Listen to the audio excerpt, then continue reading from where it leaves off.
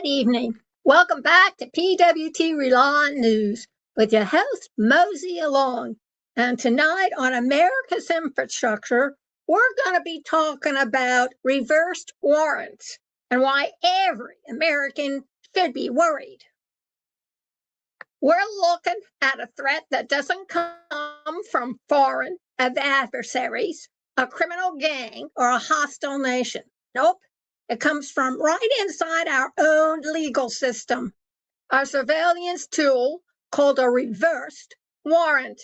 And if you value your liberties, your privacy, or your constitutional rights, this one deserves your full attention. A reverse warrant doesn't target a suspect. It doesn't target a criminal. It doesn't target a person under investigation. It targets everyone. And that's why civil liberties expert says it should worry every American.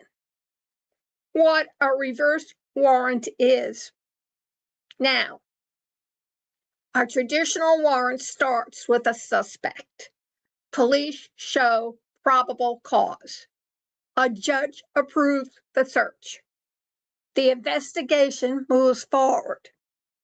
A reverse warrant flips that process upside down. Instead of identifying a suspect, police demand data from everyone in a geographical area. Everyone who used a device near a crime. Everyone who searched a keyword. Everyone who passed through a location.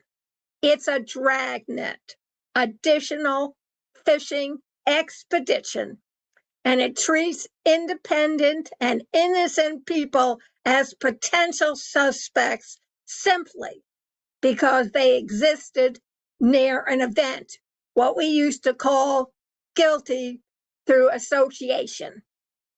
Civil liberties advocates call it guilt by proximity. There are three types of reverse warrants. Experts warn that reverse warrants come in three forms. Geoforce warrants, police demand data on every phone near a location. Keyword warrants, police demand data on everyone who searched a specific term. Tower dumps, police demand data from every device that pinged a cell tower. None of these start with a suspect. All of them start with you. Why? They're so dangerous. Reverse warrants raise alarms for several reasons.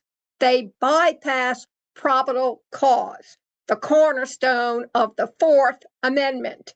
They sweep up innocent people who did nothing wrong. They create massive databases of private movement and behavior. They can be used to track political gatherings, religious attendance, or journalistic activity. They normalize surveillance as a default, not an exception. As Chad Marlowe argues, these warrants are reversed because they reverse the burden of proof. The government starts with everyone and works backward. Reverse warrants have already been used to identify people who walked past a crime scene, people who searched for a particular address, people who attended protests, people who drove through certain neighborhoods. In one case, a man was questioned simply because he biked past a burglary location on his morning commute. He wasn't a suspect. He just was there. Presence becomes suspicion. Data becomes evidence. Innocence becomes inconvenience. And here's the part that should make every listener pause. Reverse warrants don't require you to do anything wrong. They only require you to exist.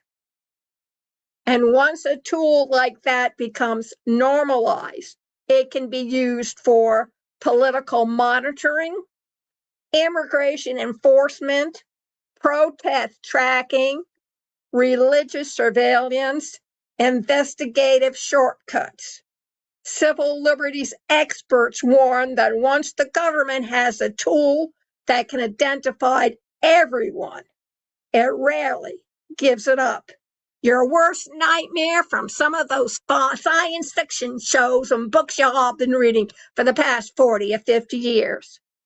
So tonight's reminder is simple. Reverse warrants aren't about catching criminals. They're about expanding surveillance. They don't target suspects. They target you and I, citizens. And they don't protect our liberty. They erode it.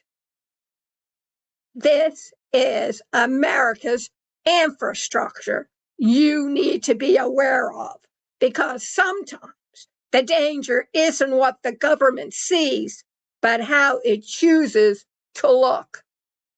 So stay tuned, stay aware. Please go over to pwtrelynews.kinsta, KINSTA.cloud, CLOUD, and keep informed. Because once you lose your liberty, you'll never, ever get it back. Good night, have a good evening, and I'll see y'all tomorrow.